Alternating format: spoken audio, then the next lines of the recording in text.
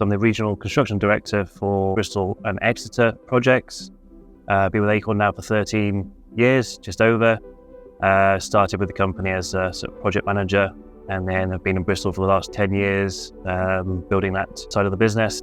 We've got 3 construction managers who report to me. Beneath them, we have the teams of site managers who are allocated to each site.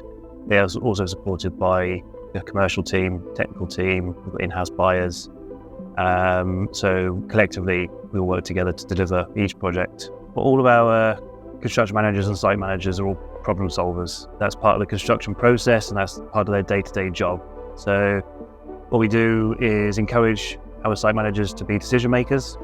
Between them, they've got decades of experience working on multiple different projects, all with different problems. So, there's a lot of idea sharing, which helps towards the problem solving. We don't want anyone to feel like their hands are tied. So we draw on that experience from the team, and together, we can overcome any problem that's put in our way. We approach every job in the same manner. We'll analyse the risks of the project, the geography, the topography, and we'll put together the most effective plan and programme for that particular scheme.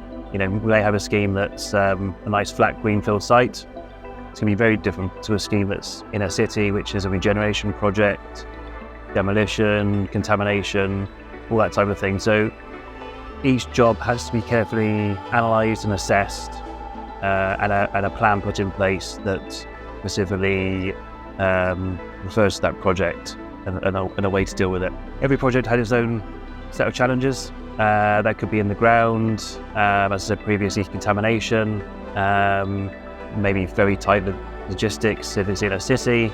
We're constrained by elements of planning. We've got grade 2 listed buildings, we'll be conscious of that. For example, Brandon Yard, which was our harbourside development in Bristol, that had existing grade 2 listed facades that were being held up by a scaffold. We had to tie that into a new building, which meant going inside the building and constructing a new steel frame to tie it all in.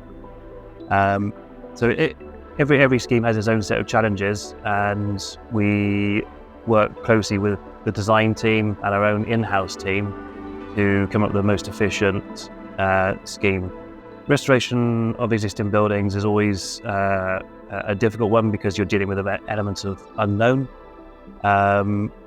If you're dealing with developments that are grade 2 listed, again, you're constrained by what you are allowed to do and not do in terms of the conservation officer. We've done several listed buildings over the years.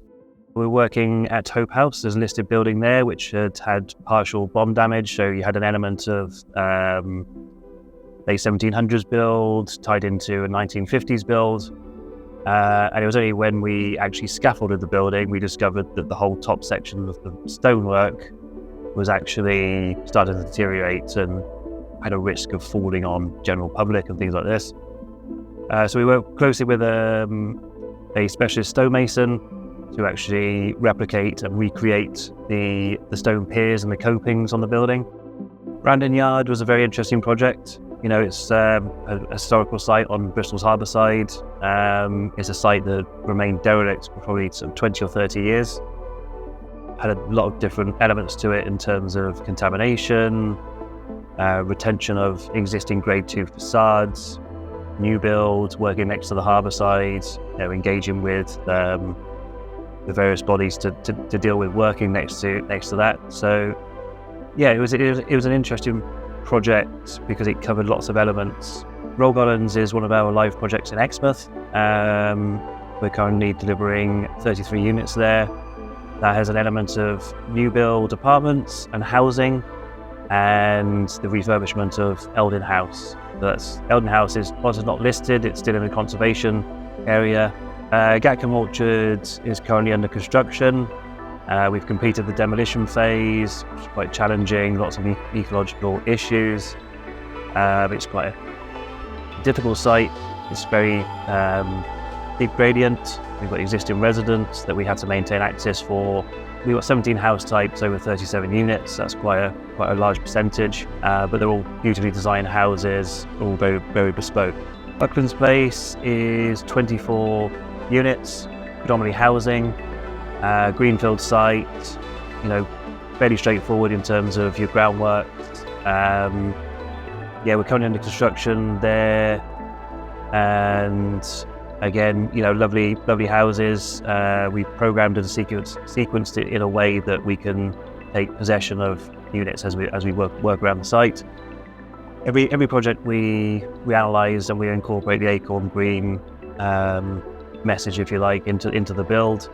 That involves ensuring the fabric is thermally efficient, introducing sustainable technologies such as your ventilation, higher spec of window glazing, triple glazed units, but also introduction of grass roofs, ecological measures such as your bat boxes, bird boxes, solar PV.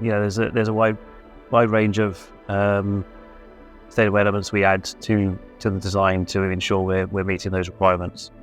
All of our future sites are going to be under new building regulations. We're already geared up for that.